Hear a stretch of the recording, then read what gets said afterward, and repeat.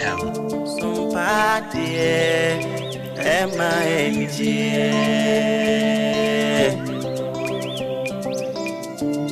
Chimwa fidi ene to SOMPA FM and TV nebema weni jie ene akati apa nebema weni jio sabra boy mo dadwini bi natural suna udi ewnya nebema weni jie nakati apa so kamu ema akati apa awa fidi ene to SOMPA FM and TV why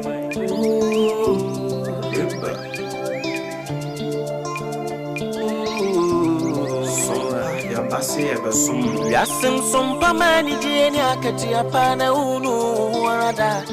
SOMPA de asitine imunu ema akati apa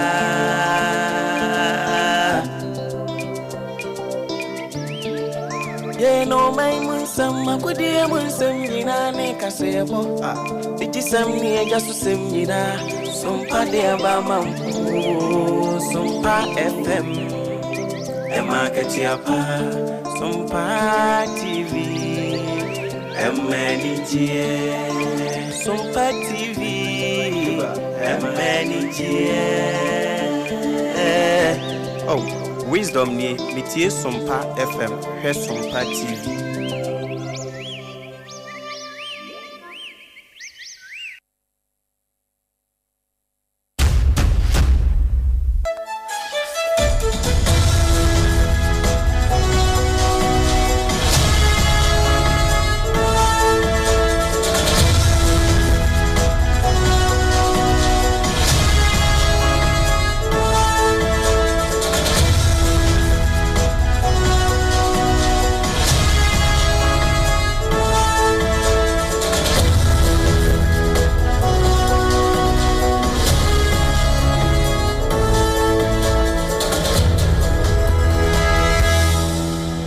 Nonsia Ghana de share yema munyina mu ache mama kwa ba SOMPA 106.5 FM kasa fidie so na woti enkan frichi freche nyankopon twedi aponto trobonso kwa me basa yi adom no denchemire ya yantu na numu dra wa nyankopon no wahye yen so ame ya hode jonkopa bi so abusua eya sedanko a ene eye opepon bo so me no ne da etoso enson afimpino ne aduonu ensiemo ensem wa yensem twerefo ahesuo mu wo manka wo mani angusu a wan mu bura ahesuo ekutire ni nyina egu mfidie so wasamufo pani atonebo asemu ayide diti yesi adwa yede ebesom se SOMPA na naka ijesi no sian bremu kase hye se ensam no efri SOMPA atena ye kase mu ewo enkran dome watermelon street no so no eje no se chamena wasante emantem aye batan no Aya SOMPA 93.1 Kumasi, Ayiko FM 100.9 Kumasi, Adamfopa Radio Fabi, Ewa Paris, France Abrochimemu, Upiem Watakwa SOMPA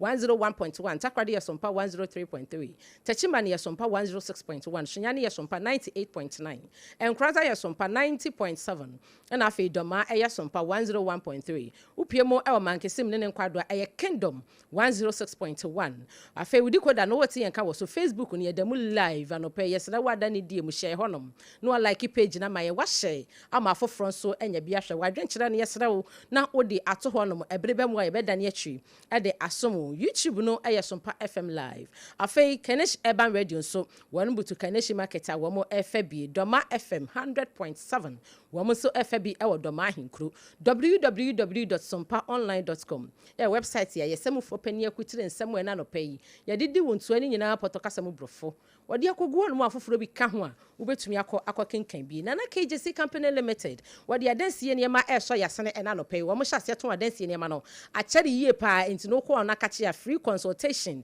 na yede ama just what kenke 3 Ghana cedis pe abusua se na ewu ye otu bedin dwumadie bia mo amoton dokono no so mo nkotu nkoton na emfaso chimchaw ena ubenya 2074 ebinu metwanity afenity 74 enka ne na nanom dido a no wono ye no ena yaya no abefo kwan so di esi asom ena yede abadwa so anu akoto bi be boost immune system no e de ama Leicester Company Limited one misi choose o Yas toothpaste ene Yas toothbrush ena omo de abadwa so ebe ma asen ayefe ekuro bi ewo nu mu bia ebeyi ema wonu mu ate yopo ukodwa so a mepacho Yas na odidi na akwa kope bi dimafo herbal center Dr. Time da so se brei yade na ye chronic woni padua no so no pokwase mayira e won kana habra na yade na enyira ebo akwa agogo ebutu asante mantamu kumase wanam ne agogo government school ni edin hwani mu ko no na Dr. Time da so enfa time ento o yade no so ema anopei ena anopei ensemu a yade di wontua no eni ani mu bini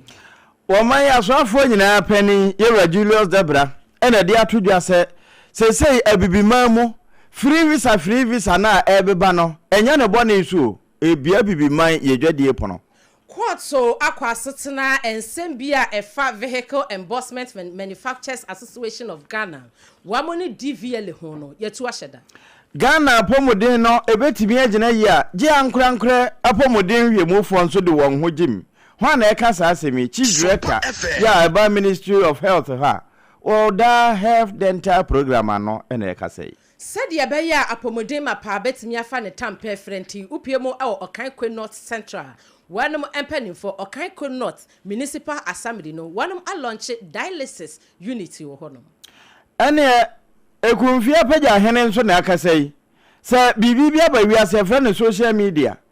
sengumasua pa antimpanifo mo woni mra ho adehia wanum awakronom aboahia wasantemantam wo msa kwamboni ku wanum said your baboni eden kwamboni ku ni ku abusua ye bekwa amanone na unum se Russia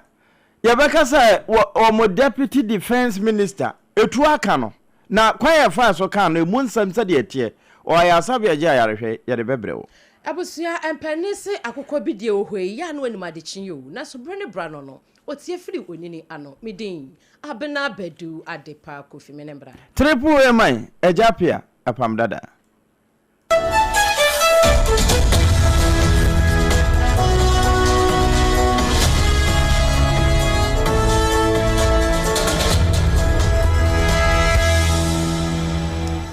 afi ensam no yanyebre na ne sere na basa yentutu mfa mawo mede wo hyase afiri woman ya soafo nyina wono mo panyine Yewra Julius Debra na boboa no na pani na ekasa se wo hwasa de enkutahodi ahodo ekoso ema man ahodo ne Ghana ntemu a na fi enkomo efiri ho eba nso na ebewi abete zo free visa ene unya fa o bag ya no ane se wo be se wadware asra wo ko baby nyade a wo be hia nkratasem bia abibre man no bi so na no na pani di tudwa ewo African Prosperity Dialogue ase eneda wo bie nani so chese sade amampani wonam ne amana ne so afo wo mo koba nyina wo ho a na Yewra kuje tablo kwa boy amane se wo manante na nante no na no se Zambia wo bekan se Ghana free visa wo ko ho a unhia krata bia wo betumi akwa aba ena pani be chese eya dinya kase a ebia bibiman ye dwede akwa mpono ndi se onya tese baabi wo mo kwane ese free visa enye se bia aman no akase na egu enso na gya no wo ho na yede ne nane nam ha ya wo se be na bibiman benya ne nan egina so titru ewo dwadiem se wo mo nante yekura aman be se aduasa ba ko de wo mo nante so na ni nyina nso no emudu mienu wo betumi aka ne prain ede won sase wo mbo se eno no wo ko sesi a enye afi na akwa visa na se de mu nsamtie no wo kan we African Prosperity Dialogue na se. Yet, even as we pursue the practical, we must keep faith with the history. Kwame Nkrumah, our first president, warned. This was not rhetoric for his own sake. It was a strategic warning about scale, competitiveness, and relevance in the global economic market. Today, that call to unite must be expressed in the language of markets, jobs, and opportunities, especially for women, youth, and SMEs. Unity must mean the ability of African enterprises to trade across borders with ease. This brings me to the launch of the Africa Market Borderless Now. Make Africa Borderless Now campaign. This is more than a call for easier movement. It is a demand for economic transformation. Eno eya dinya kesi a ehiama woman etime sorry free ne bone mu na ekwa ne papam titru wo dwadie mu no eno na yewura Julius Debra wabie so edi a kire ebibima titru e African Prosperity Dialogue na se be ne yebetimi ehu yakwankro ama ye die pono abie Abusuya Yeremu awo Accra High Court na sempia nra eta wonom apaso ya wonom esi nokoso efa Vehicle Endorsement Manufacturers Association of Ghana VMEC wonom echremu se Driver and Vehicle Licensing Authority yetwanitia efa wonom DVLA wom semo a ekopiemu awo Accra High Court no court ekwa asetena enra da no Justice Isaac Ado wonom enetina edwam na empanimfo a wonom edi asemi enim mechre lawyer ni ya wono wodi asem na nim ede ama yes VMEC Metre Vehicle Endorsement Manufacturers Association of Ghana womoni adwumaku a na enkane no wonom eda dase yentwa number plate na yenye yenye DV yenye wine yenye 2 no wonom number plate ye wo mamu nyina no womo ena na ehwehwo emagya yetimi edi hudwuma na nansan ye kai wo kakra empanimfo ayese ekamia yese womo mutwa number plate wo mayim no adoso dodo enti wano pese womo gidima adwumaku baako na kanu na yaban adwumaku a ni nyina no womo ananke beye yei ena adehye ni bi esole se da bi ekamia yese mpanimfo pese womo anu aduane ebo wonom enu nti ena womo tamasemi ekopie mo ewo court ya nsem no eguso a edi na enu court ekwa asetena no lawyer Martin Pebu wono ena da adwumaku eno no ede Vehicle Endorsement Manufacturer Association of Ghana wono na edi nsem no ede ama wonom na de ekosi ye NSA opani achiremu se second defendant no wonom chiremu se wamba court enrada no enti na ho akohia se Justice Isaac Ado wotu asem no ede hye Nyankopon ya adom a na watwe aye kosim nti wode 1 week na asanso ede atoso na council ede ma DVLA adwumako no eye owura Alexander Ejei wakasa ye echechensemu kakra sede ebe ya opani a wono wantumi ama esanse wono na nkagya wo ba ye na nkagya watumi aba beka wono so side of ensem no sede ebe ya bibia betumi akwana mpanifo a wono mtena asam no so no womo etimi adi ne ye enti Nyankopon ya adom a Accra High Court to say Nyankopon ya adom a 13th eye February ya wom ye ena won besanso akwatena asam no so na adwumaku a eno no kane no na wonom hwe number plate hu ensensam so no ene DVLA ase ye gidi ama wonom na aban enko a etumi aye na womo maka ne de so womo de ma no kopem ban o se moja ba wonom atafra wonom so womo ntiase enti ekopie mu court no Nyankopon ya adom a 13 February ena obesanso akwatena asam no so ebio nanso sede besiesie bia no sompa abosui ye na ebetimi abi nani ede akire wabusu abra Facebook no so na St Augustine de yakwa akwato so ensam no itwagu ho saa na www.somponline.com nso okwa ubenya bia kenkan bia wakwa ko sane mu na yeto ansam no so na oponchecheku na wone yewra Ernest kunado asiedu womo bo anan na womo anantisie no mu no na wone ne di nkomoyi pani de atoso chese se woman ya pomudin betimi agina yi a nya de betimi agya ni nyina de ato aba no so wone na so afọ womo hwe pomudin ho nsem na emu chief directors no a womo directorate for enkwa eso na mmom e wo se ankura ya asabia no womo nso eka ho bi te se de 21st clinic womo guso ywa na enyarewa bi anka dokotafo no entimi kura no womo akọ ho te se ateka no ma womo zo somu womo nyo ne sa na adoma boa ama pomudin pa ye hwehwe wo mayimu no yense tumi aka na pani a wokasa ye wone ye chief director edema Ministry of Health titru ene ne dental program no na wode sansemi eto ase be kire bra dialysis and eye care unit ye was St Michael Specialist Hospital wono mo epa eno ho ntama no na obi sansemi so access is still limited leading to preventable deaths. Similar and conditions also contribute to significant loss in productivity. Guided by the government's plans, the Ministry of Health has made health a cornerstone of national development. Through the National Health Insurance Scheme, dialysis treatment has been included on the National Benefit Package. And as I mentioned, we are hoping that can be one of the considerations of the facility. We can have that conversation so that if the times are not adequate, at least the subject that can also be reviewed. Because ene a woti ye yewra Ernest kunadu asiedu wono ena Ministry of Health ho dental program no one chief director wo dano ewie wa amananso ho ena wo sanso aba be kire se board chairman ahodo we Dr. Ernest Oforisapon wono nso be kire aban no ade hiade kase a wayede aboa titru wono mu a enyarewa bi eka won na wuni sika wuntumi ntena ho yede auto dialysis so kidney ho asa na mekan eno nso abana kwa akofade abeka health insurance ho a ebi nya bi na woni sika kura ebetimi ahwe no ya de kese pa obo abana baso alongside the example of arguments is a defined distinction and a clear recognition of the hospital's growing contribution to service in the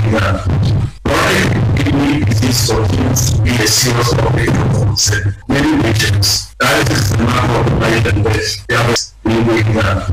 chronic disease continues to be a serious public health concern. Many nations, that is the mark of life and death. The availability of these dialysis machines, the mark of life and death. The availability of these dialysis machines will significantly improve access to time and life-saving treatments.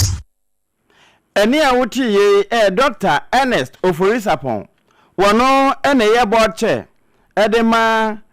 St. Michael Specialist Hospital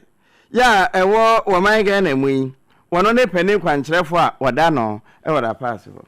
Abusuya yana so agyinemu ewo apomodimu ensemu na ade biasi anigye akono ewo Okankwe North Municipal ho na yakamfo na Agyasi Company Limited mawo na adansie ne mapapapa wono makachi o na abusuyagu enti wo pe enado ede bodan so ensate akwa ba kono ekosi ensate akwa be se 200,000 pacha obenya ni dem ne size no na se inches no owani nyina bi ewo na kachi eba plywood ahodo ampacha de ehunu de ye papa na Agyasi building wires and binding wires mpacho benya bi ewo na kache cement no wasebra no fa ntena senya cement bia na edile foundation no baabi wo ho no kura yensuom wodi kwele foundation wani beba ahoso na ahohuru ni nyina akọ na Agyasi se oba obenya abotire free consultation na wacheche mu ene anua cement kro no wodi beye ni nyina bibia be kama ama wodan no etumi enya hoden iron rods no so se kan che size ni inches ni nyina no ebi obrance bia bi ewo na kache roofing sheet enche se de bodan so na Agyasi e de abegum se chapo wo hyase eton wadansie ne ma o mai mu no ache o enya sam ke 21 no ne papa the quality ones no e no ton enkrobata no ba bia o mantam dunsie ne nyina no yate apeten enkran ne kuma asem mfra yen 0243 55 040 0204 350540 na Agyasi Company Limited. Enyo so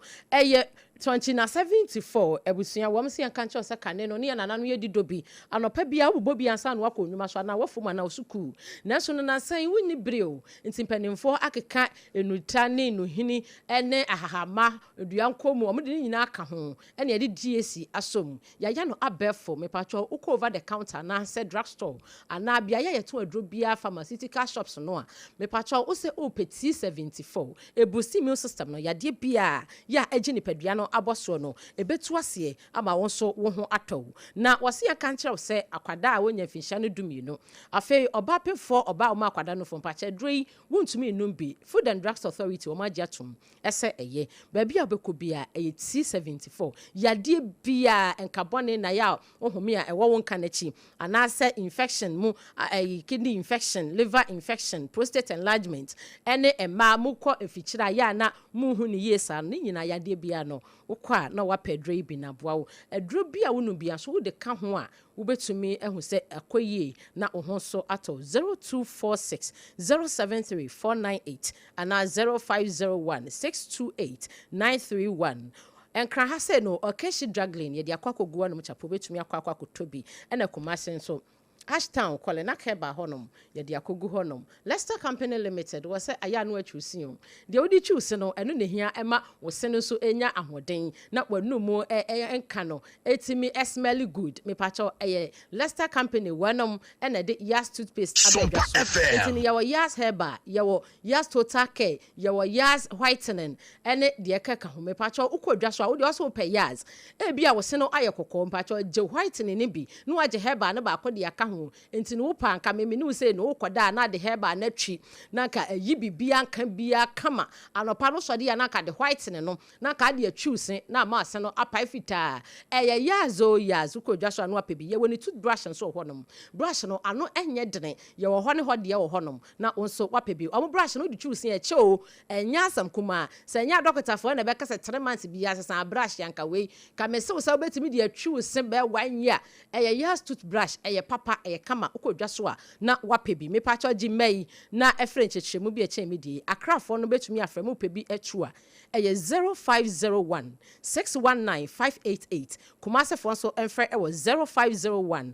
390338 yas fo number no wo mo toothbrush and wo mo yas toothpaste na so agibi just what can k 3 Ghana cedis pe abusuan pa cho aya na wakwa kotubi akodu djuma wate afemu amoton dokune ni nyina no 3 cedis pe emu odu kama ubetimi de age 7 cedis ubetimi de age 5 cedis just what can k akra ha say do commercial bank na chi eho ne ye no eho kama eho ye neat a very very hygienic place ene ye dokune me pa cho aya na wafra yin na ye dibi abrel 0256 068 832 kotubi koton just what can k medima for herbal center Dr. Tamoda so no wase brana on fatam to yade no so ma doctor we me feeling ni say wo hwe na signboard no so am so wo left and right ni nyina watch wase brana on fatam to yade no so emfa ma wo na yade nya na mo mumrika enti pokwase mayira won kran ha wase brana yade na nyira upiem wo kumase ebuwa kwa agogo wone government school no ena din hwa ni mu yade no aye chronic me pa chokoni entu ase infertility oba ne be ma ni nyina mo koni entu ase prostate mu nsensem Dr. Tamoda so kidney failure pa choko na yemu awo Dr. Tamoda so Midima for Herbal Center, Jimei 0244 774 282 and 0500 727215. Yet what and some no eso, ewo and some fufromo. Apomudimu some ebusia ena yeguso ejina said the Yakupon aya this year one or kind not municipal assembly one more abo adwuma akwakwesini.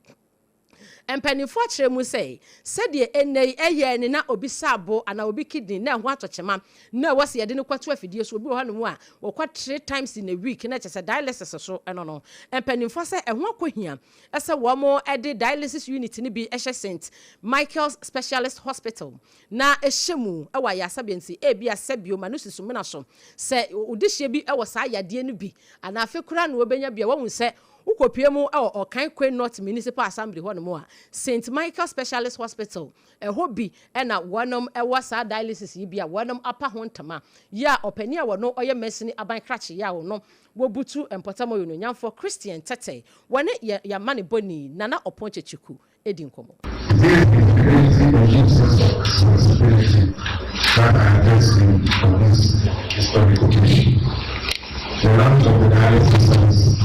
and I myself,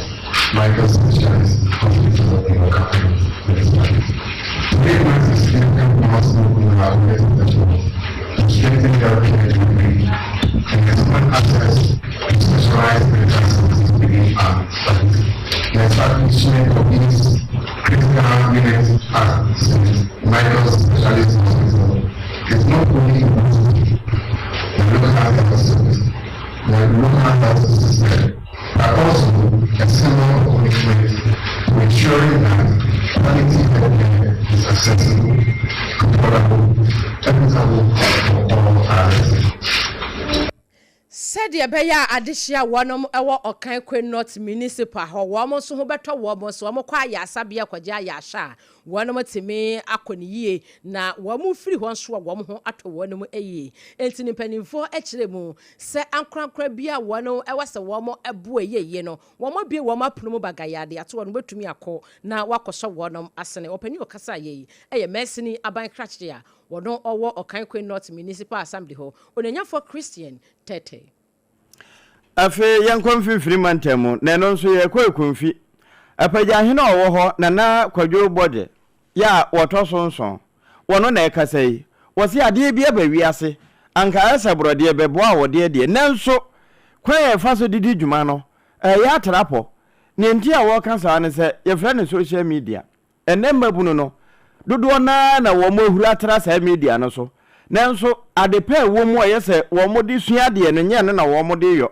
na mom ne amwa mfre ne mu nsem no na wo mo di hu dwuma etoda sabi obronsan ka tu no a efrefra akɔnoi na wo mo de hwɛ ente saa nso a no wo mo de nanto kɔ no so besere saa na nwuna adwona ade asa no wakɔ akɔda de yɛsɛ wosua ye no ebetimi aba ne sohwɛ mu no eno de wɔfa ne phone no a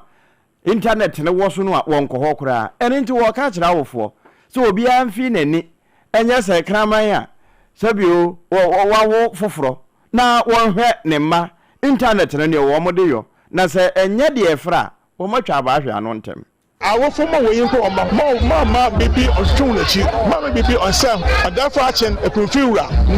na yi wa adisua ho ye pre se ekunfi be yi na ofi adisua ofi aza awore ye nti ye se hon mo obi ante o education wo mesua yansa da wo no obi ara in the free education ho in your kwan awo be su adwumo awo secondary school wo nursing college wo university adisua mo ye ho ama wo ma me bebe wendun papa bebe ondo wo se tumedu nana kojo bondi ya woto sonso ana woto do aso wono na kasa ye wonne ye kunfi apagya hene Adeshia wanom ebutu asante emantam kronom aboahia ya wanom hye swame municipal ni mono wamo ana ekasai wamo se akwan bone eku wanom pa nyasam ketewa wamo kiremu se uhwe nipa asetenemu akwani abadi a akwani aba no se de wamo de enyenyenye wompotam no wamo sre empanifo ada se ebia NGOs ana se ahye ya wanom hye akwan eni akwantempo ho sam so mutwani emfa mehwe wanom na monye kwan ni yie emfa ma wo na wo mobre uba kutade baby na utinyi na ye wuya wo ye fuse koto ye saba se e kwan de o ma jama ye no o si oji e ya buta e no na su kai data ko ma nye e futu kwa na ku ya ya sra no o ma hu ya mo bo no ma di fa no so ma ye ti ya dia be ti se se mi kasa o futu yi be kasa mi ti abaye sra na o hu ya mo bo o ma hu ko so ma ye ni ye futu o ku ye eti mi da he usi na mana di ya uti ni na ma ni di bonya engine factory kombo kutano so futu na haya mpa amo futu ko da na we utimi na de bo wasa je saban ene se ntofo se mon kasa mu na omo hwe paamo enyo mai so mutimi ya ni ni ya kwa na ya mo fa so mpetuska kama futu na asonti emai Mfuturo no sonte ema wonom adehia wo mkasa ye eye Ghana adehia wonom ewo kronom abohia ewo asante mantam wo makwan ne nye empanimfo wo mototo sremu ada wo mukura wonom nsem akura ne achechede yenko ne yenkosha kwan no emfa ma wonom abusua ye nyina yeso ne yenya aboafo nkrato emresia na ansana ye bekọ no ensem a ye di kan e de adi wontua no ebi NSA ekunfi apagya hene de ato awofo anim se wo ma wani nkwa wo ma ho titru na ne social media aba sanse ba bi ebi no de nam no emfa adepa pa mafie Accra High Court nso kwa setena ensemu a efa DVLA adwumako ne ho ene Vehicle Endorsement Manufacturer Association of Ghana wamu a wonu enka na wamu twetwa eye number plate no wamu nsemu ekopie mu court no court se na watching tem wonbesan so atena 13 February wonbeko so bio dialysis a mampani de ababeka health insurance hui eno na St. Michael Specialist Hospital e won kan la passe won monso mpanimfo eda no ebo mampani abaso no won chese ankura ya asabia emfa won ho nya pomudempam na aboa amatemamufo won monya pomuden St. Michael Specialist Hospital eshe Okankwe North Municipal nim empanimfo se ho behia ese wo mo e de dialysis unit eshe mu bi nti wo mapa hontama yewia abusua ye kwa amanone na ebekọ Russia na wo masrafo no pani abadi akira wodi wo manim etu akasa no na wo mo de hyese we die emfiri baabia Ukraine fo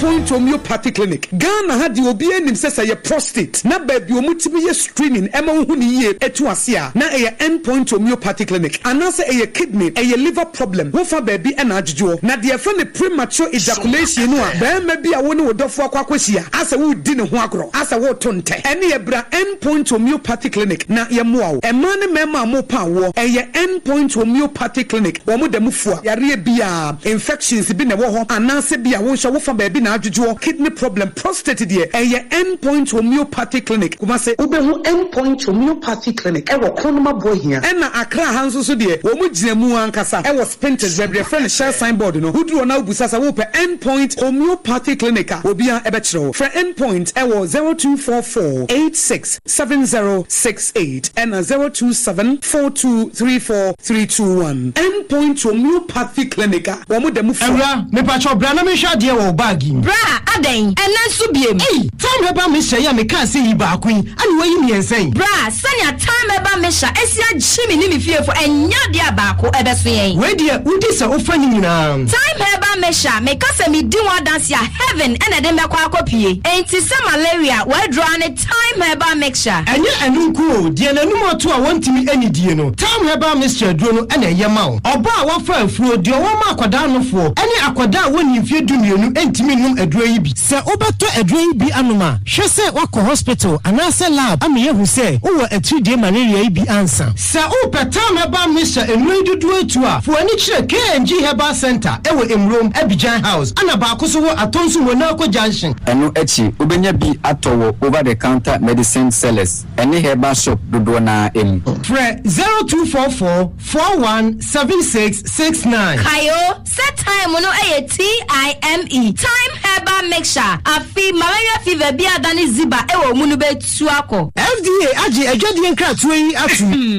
medo edura no pa wutimi to wo boase etwitwiwusi o ado na so nim se me de yas toothpaste and the brush and the twitwi mesima menya homka senti na ye bokoyi na me de me all time favorite yas herbal toothpaste and the brush aboa me amasesei menum nso a enwunu anasa de ehia me selfimfem me biem na won hwasa mesi aye fita asesrecha homa na et brightens yas whitening toothpaste and the brush and me de hwimese enti na wo se afei na yas total care gel toothpaste and the brush ne de ebo wo se ho ban demu ne nyina ema wonum ye sham oh yes enu krotrodo yas herbal yas whitening and yas total care gel toothpaste and the brush abusian chamfa se wo pedudu tu e won kran ha for Leicester Ghana Limited and was 050-161-9588 Leicester Ghana Limited and the yas toothpaste mo ahodo and the brush abadwa so ababoy tontonte yanum sane e fadwen ne afadwen mpa se na nim se brebi beba ama tonti na 74 upa ye ne simple T74 abeye adru tonti na 74 ana T74 asa twe yadwene esina nanom dodo so se de na dodo bua ma na nanom enyare basabasa no saa na tonti na 74 ana T74 ebu anipadua no emo immune support enti obi onum bie no abrebia ne ho den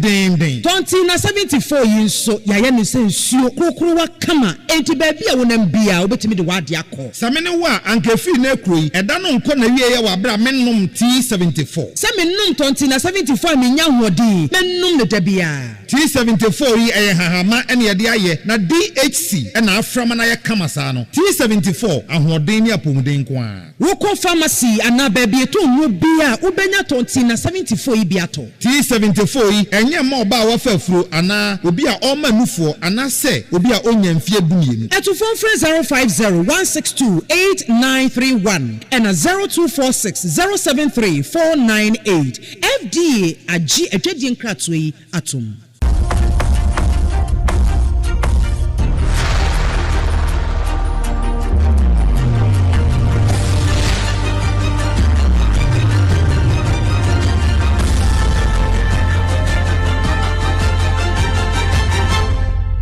TV Emma Aketiapa no kure Emma Aketiapa pampa busua ye kwa kowie kase no e Russia mamu sesi ama no gusi no Russia fo wo mu kura hwirehwire mpa woni ta kokoso ni nyina ne se wo mo military ya ebo wo mo ho ban no de fro wo mo se GRU military intelligence no pani abadi akira wo no enetua wo ma no Lieutenant General Vladimir Alexeyev make us a truckano. Na trone can no, we prepra pa amasesi wo ayasabia wo ja yareshe. And I'm so Emma Subtlana Petrenko wo no wo Russia ho. Eba wo ma ya asabia no a yɛbɛka sa hanka health director no wakyɛ sɛ no kwasɛm ni etuo kan no na anka no baako ekeka no pa mapira de wapira bi mogya nso anwunu no na ni nyina mu no CCTV footage no na wo ma akwa asesei ehwemu mapa eguso ewom so wo munyanya obi apa echi nso yede na nso we bi a wo mo ka no na wo mo kyese kama ese free 2022 weba wo mo ne Ukraine to ko ehya ase esesabo aso no ada wo maka se de ye masundwe mra obi a enum asundwe abua no yenya ama ne nka wo ho abon sa topa ye foforo ato ento no na efiri baabi na eba na sesi ade ekokọ ba ye enam so ama GR unity no ego Kostyov wono so akabi ene wo kyese won de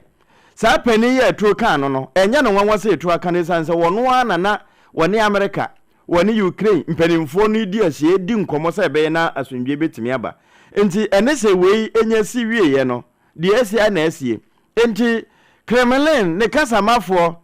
Dmitry Peskov nsokura akase amasese mampani Vladimir Putin na ni abrepa na ni brabre nyina ne se sade mampani Donald Trump no makasa wo masundwe mranka wo mate ase awie ya we asanso asi no ama ese wo hu ba bia wo mfamfa se wo mfamfa hiu ewurade na sa awere hosemi we efiede ya na si yo nanso ni nyina mu no wono mugusu ye hwehwemu mapa ya sesi yi wo mo se ba bia etuo no ekokasa ye mekere Voloklasmak highway ho ye wo Moscow ehwa so na Russia foreign minister Sergey Lavrov wono so kase won de we won fa nkwose ba bia enya ya Trump kasa na Putin wona mehwe so be masundwe aba enso de ba ye efiri Ukraine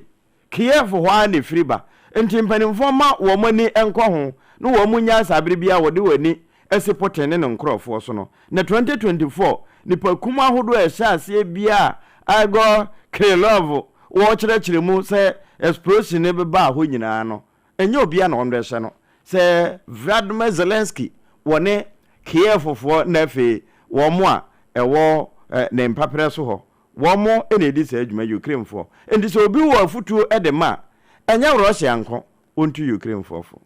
Ebusia kasia no asi ensemo ena no pe yedidi wontua no na ebi enesei yako emfimfini mantemu ama eho ekumfia pagya hene edito so se awofo no mo wani nko wo mofra ho titru ewo social media no so esanse enye papa nko enete ho MC ya wo Okankwe North Municipal Assembly ho wose ehu akohia eso omunya dialysis unit e was St Michael Specialist Hospital said ye be ya ebeboa ya hye eno enana yewra NS kunadu wono so eka bi di ato so se ankura ya asabia no moa said be na apomuden papa betimi atodwa e wo my Ghana mu Kronom aboahia adehye na kasai wo so makwan nye epanifo hye ma wonom akwan enye nyina no se ye ne amaya afoforo nso ntamu ya se tie bia ye betimi akodwade ho enti yewra Julius Debra ene de ato se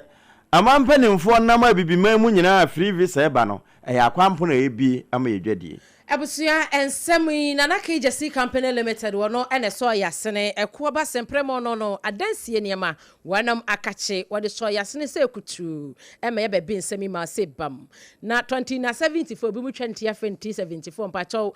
yenka na dido ni bi ene yaye no abefo kwantempon eso nti ukodwa so a anase pharmaceutical shop bia aya 2074 ni bi na beboa asa yade pa ma ho ayewden bebusi immune system no so just hot skanky 3 Ghana cedis pe mo amoton dokono mu kotu nkoton dwumade bia betumi akwakotu bi na wonso odi edi ujuma Leicester Company Limited Yas toothpaste any Yas toothbrush mpacho eno na woso di twiusen eyi wosi achinka wanka wani nyina mu anum ye hwam afei wo kasa buanse enka papa na edi akiri ukodwa so atobi na wonom ene na no pay wo mo eso yasene mi dimafo herbal center Dr. Tamoda so enso eka ho bi kopokwase mayera ena kumase ebu akwa agogo na wonom entu yade na sema ensem free SOMPA 106.5 FM atena yekese mo ewo Watermelon Street ebutu dome enkran no efa santimantemu SOMPA ye ba tan no 93.1 Kumasi Ayiko FM 100.9 Kumasi Adafopa Radio Paris France Abuchime mo fa bi peten afei takwa ayesompa 101.1 Mr. Wahene ne area no afei takra de ayesompa 103.3 Techiman ayesompa 106.1 Titsmatic Press ne obapa wo mo so e de no tutu atuo no wo mo nyina so ebutu eye Techiman sompa 106.1 Sunyane ayesompa 98.9 Enkranza ayesompa 90.7 and afei Domaso ayesompa 101.3 afei makasim ne nkwado ya Kingdom 106.1 wudi koda no te yenka e wo so Facebook fo yetwa mo puse nyame hira mo papa pama yade afei YouTube no so na yesompa FM live nyame hira mo nyina ye dompa de bia mo hia yen ne ni nkomo Keneshi Eba Radio enso butu Keneshi Market wo mo so fa bi epeten Doma FM 100.7 Doma hinkuru ono so fa bi www.sompaonline.com website here yesamo for penny rata boati adama we kutire nsem edition mo no penny na apoto kasa mo brofo afoforo bi ka ho a ubetumi akwa kinkan bi Augustine Adama eno peja ye free ha ebe sintentan fidie ni so ma wo hu yen enya bi hweye hwe wani so ade nyakopo enhira no wo je brani adada Sompa FM so yetwa puse nyakopo ye adoma premoto a ye besanso atenase apesma kadi hia no pay Mimi din ABENA BADU ADEPA Kofimene Mbra. Triple A AGYA APPIAH APAM DADAA.